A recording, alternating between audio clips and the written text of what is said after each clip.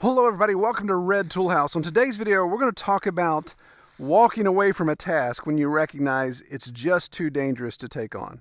So let's check this out. Okay, so I'm right here on our county road. Our farm is actually just about 100 yards behind the camera. So when I drive out, I see this big white oak that uprooted about 4 months ago on the hillside, actually fell across the road. We had to stop and do some tree trimming to get the limbs out of the road so we could obviously leave the property.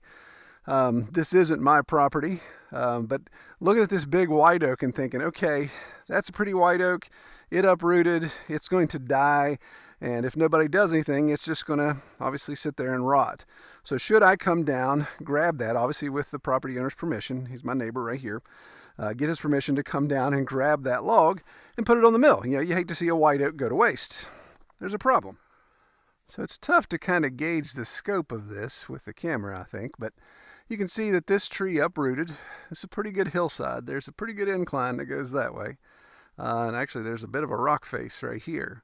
The stream is down, you can see my side-by-side. The stream is about 6 to 8 feet lower than the side-by-side.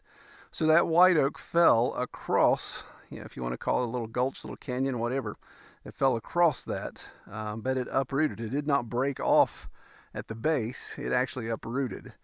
So it makes it a bit tricky to cut out. So when I hop down here in the dry creek bed, I get a better look at this tree and see that it's probably 22 to 24 inch diameter at the butt log and probably goes almost 20 feet to this first limb here. And there's a little bit of knots, there's a little bit of growth like that, but all in all, pretty good white oak specimen for the mill. But obviously see the key problem here is the elevation, the height difference. You know, I'm 6'2" and I can't even begin to reach this log. This limb right here is was acting as a kickstand. It no longer is. Yeah, shake it, dummy, while you're standing under it. So there's definitely a height disadvantage here. I don't have an easy access to work on this. So this is, you know, typical West Virginia example of how the tree did not die. It didn't weaken to the point that it collapsed. It actually grew and got stronger to the point that it collapsed. Most likely, you can see here, there's a rock face. And this tree was growing against that rock face. In fact, majority of the stump and the roots were pressed against that. So earlier this spring, we had a lot of rain. We're paying for it now with the dry, but we had a lot of rain. So this clay soil got heavy, and most likely the weight of the tree leaning out over the creek to begin with, the wet soil, the clay taking all that on in the rock face, caused it to come down. And you can see it's actually still alive. This tree has been on the ground for at least 4 months. I didn't write down when it fell, but you can see there's still green limbs on it. So it is still surviving being down like this for now. Obviously it's going to die. It's not going to come back the next winter most likely. So it is still, you know, a good tree. It's not core rot. That's not why it fell. So it would be worth salvaging. So one plan of attack could be to go up here on the flat by the road and start cutting the limbs off. Anything that's not burying this tree up, that's causing it to stand up, cut all that away so you can get a really good opportunity to inspect the tree and see what key limb is holding it. I can pretty much tell from right now it's this main trunk with this main limb. It's not completely broken. These have broken away, and they may be stabilizing it to keep from twisting this way, but you know, they're not actually holding this up. So if I came in here and started cutting right here at the bank, what's going to happen? Well, obviously if I take this kickstand out of the way, that'd be the first thing you need to do.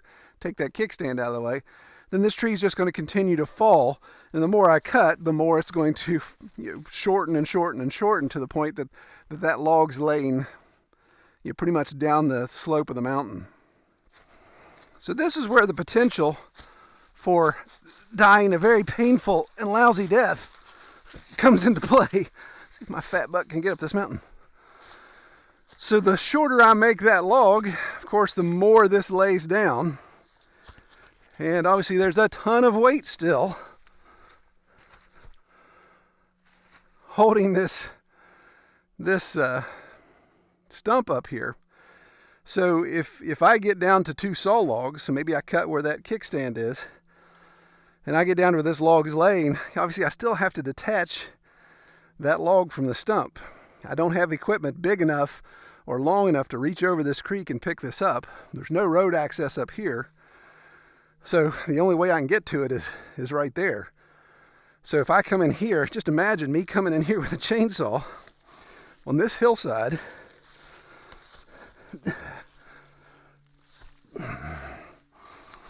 Oh, you gotta love West Virginia. You guys are gonna see me fall down the hill here on camera.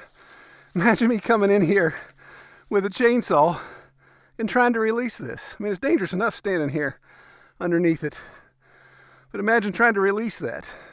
That ain't happening. There ain't no way. Some of you guys that are much smarter and more experienced than I may say, oh yeah, here's how you do that. Comment below if you've got an idea, but I don't think there's a way to do that even remotely safely. So I hope you don't find the inaction of this video too disappointing. I guess it's not as exciting to watch.